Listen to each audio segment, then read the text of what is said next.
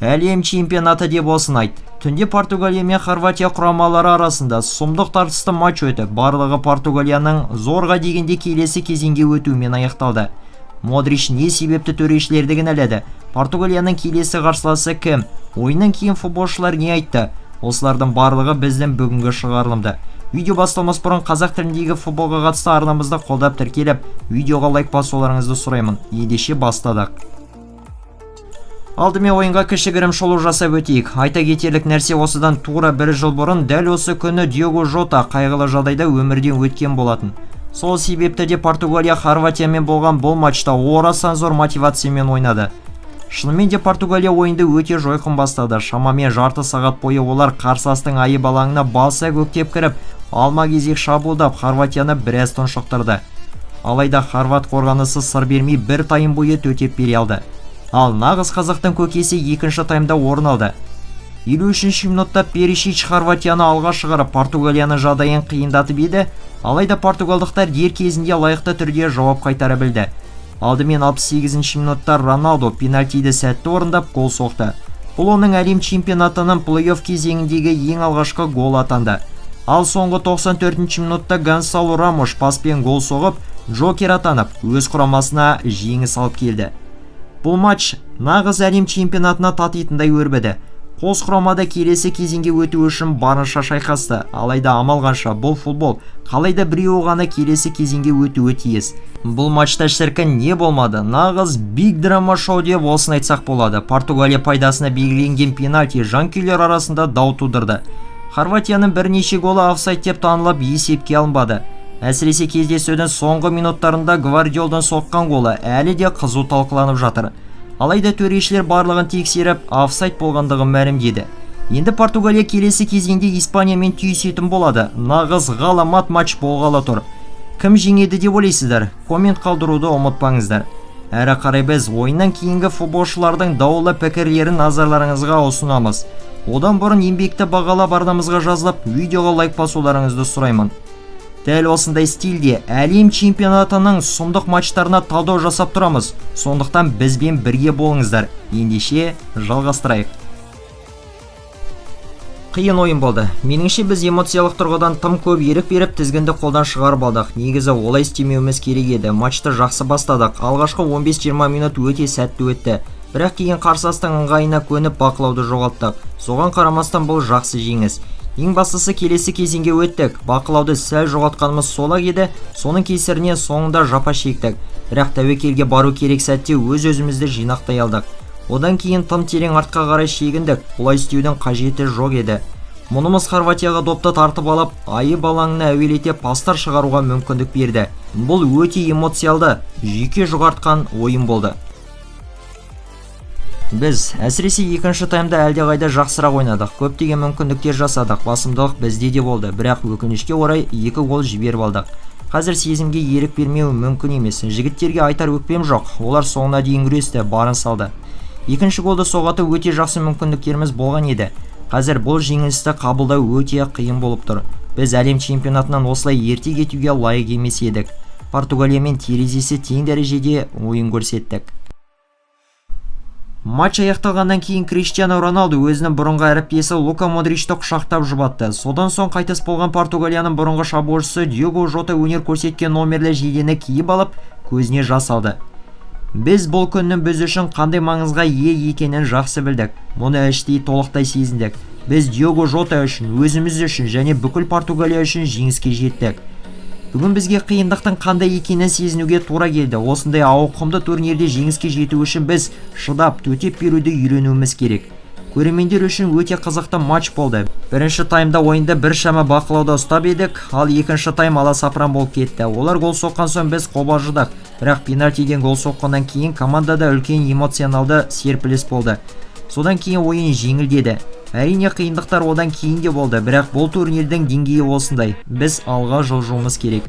Мен Модричпен көптеген жылдар бойы бірге ойнадым. Оның әлі де жоғары деңгейде өнер көрсетіп жүргенін көру керемет. Онымен сөйлестім, жүздескеніме өте қуанышты екенімді айтып, алдағы мансабына тек сәттілік тіледім. Ойыннан бұрын маған пенальти тебетіндей сезім келді. Мен бұған іштей дайын болдым.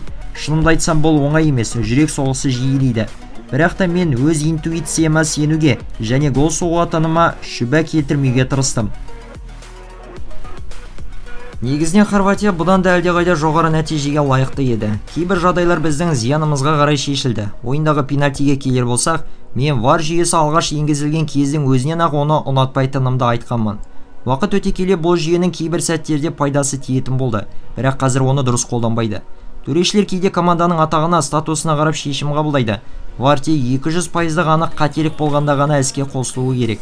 Ал егер жай ғана күмәнді сәт болса, оған араласудың еш мәні жоқ. VAR-ға жүгінудің де қажеті шамалы. Ол жерде пенальти болған жоқ. Ойыншылар жай ғана бір-бірімен күресті, итерісті. Влашич қарсыласын тартқан жоқ, екеуі де құлады. Дәл осындай маңызды ойында мұндай пенальтиді белгілеуге болмайды. Сондықтан да мен пенальти тек 100% қателік болғанда ғана берілуі керек деп есептеймін. Бұл менің жүйкеме тиеді және футболға зиянын тигізіп жатыр. Бірақ амал нешік, болған іс болды. Әрі қарай жылжуымыз керек. Біз жылап шағымданбаймыз.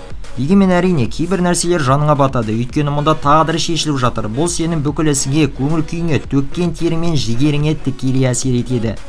Бұл туралы артық айтқым келмейді. Біз өз ойынымызбен, көрсеткен күресімізбен және Хорватияның намысын қалай қорғағанымызбен, әсіресе екінші таймдағы ойынымызбен мақтана аламыз. Осылайша Модрич өзінің төрешілерге деген шағымын ашықша жайып салды. Сіздер қалай ойлайсыздар? Кешегі Португалияға белгіленген пенальти әділ болды ма? Әлде Модрич айтқандай күмәнді эпизод па? Міндетті түрде пікірге өз ойларыңызды жазып қалдыруды ұмытпаңыздар. Жарақаттарыма байланысты мен үшін ауыр кезең болды. Сондықтан осындай тартысты ойынның соңына қарай қатты шаршап қалдым. Бірақ бүкіл команда жеңіске осылай ұмтылып тұрғанда, шаршағаныңды ұмытып кетесің. Мен соңғы минутқа дейін ойнап нәтижелі пас шығара алдым. Бәріміз бір жұдырықтай жұмылдық. Бізге жеңіс әкелгенде осы бірлік болды. Біз басынан бастап оң нәтижеге сендік. Тағы да бір шешуші фактор ол Диего Жота болды. Ол әрдайым біздің қасымызда. Футбол алдын ала болжай алмайтын спорт. Хорватияның ойыншылары өте мықты. Бұл барлық футбол сүйер қауым үшін керемет қойылым, нағыз шоу матч болды. Егер де мен бұл ойынды стадионнан көрген болсам, үйге өте бақытты болып қайтар едім. Енді бізге демалу керек. Алда бізді Испания күтіп тұр. Бұл өте қиын қарсылас. Олардың ойыншылары топ клубтарда ойнайды және Еуропа чемпионатын жеңіп алған. Біз оларды сыйлаймыз, бірақ алаңға тек жеңіс үшін шығамыз. Бізде кез келген матчтан тағдырын өзгерте алатын ойыншылар бар. Біз бұл турнирде өте алысқа бара аламыз. Біз бұл кубокта Криштиану Роналду үшін жеңіп алғымыз келеді. Оған осы жалғыз бір ғана жүлде жетіспей тұр. Бұл біз үшін үлкен мотивация. Ол әрқашан команда үшін барын салады. Қиын матч болды. Ұтылып бара жатсақ та жанкештілік танытып, мінездің арқасында жеңіске жеттік. Ең бастысы біз келесі кезеңге өттік және командамыздың қаншалықты мықты екенін көрсете алдық. Енді бар назарымызды келесі ойынға аударуымыз керек. Голды инстинктіме сүйеніп соқты. Мен дәл осындай маңызды сәттерде өзімді көрсете алатынымды білемін. Көп жағдайда шешуші голдарды салып, матч тағдырын шешіп кететінім бар. Бұл жолы да командаға көмектесу үшін осындай жүргенімді тағы да бір мәрте дәлелдедім. Егер бойымда энергия болмаса, онда командаға еш көмектесе алмаймын. Ал бұл жолы бәрі қолымнан келді. Осыған дейін маған Криштиану Роналду менің маңызды екендігімді, әрі көмектесе алатынымды айтқан болатын. Ойын алдында киім ауыстыру бөлмесінде мен жігіттерге уайымдамаңдар. Алаңға шықсам міндетті түрде гол соғамын деп айттым және өз сөзімде тұрдым. Міне, әлем чемпионаты деген осындай. Бұл енді топтық кезеңнің ойындары емес, мүмкіндіктерді пайдаланып гол соғудан басқа жол жоқ. Бірінші тайм барлығы жағынан керемет өтті. Біз ойынды өте керемет жүргізіп жаттық, бірақ Хорватия сияқты командамен ойында әрқашанда қауіп төнетінін ұмытпау керек. Мұндайда командалық сапа маңызды рөл атқарады. Біз гол жіберіп алдық, бірақ өзімізге деген сенімді жоғалтпадық. Қосалқы құрамдағы ойыншыларды алаңға шығарды, өйткені олар дәл осы сәтке дайын еді. Матчтарда жеңіске жету үшін дәл осындай қарқын көмектеседі. Әлем чемпионатында мінсіз ойын деген болмайды. Бастысы талант, тәртіп және жүрекпен ойнау қажет. Келесі қарсылас Испания жайында не айтуға болады? Біз Испанияны өте жақсы білеміз. Олар да бізді 5-ке біледі. Ол фантастикалық ойын болмақ. Бұл әлем чемпионаты аясындағы екі мықты еуропалық құраманың текетіресі.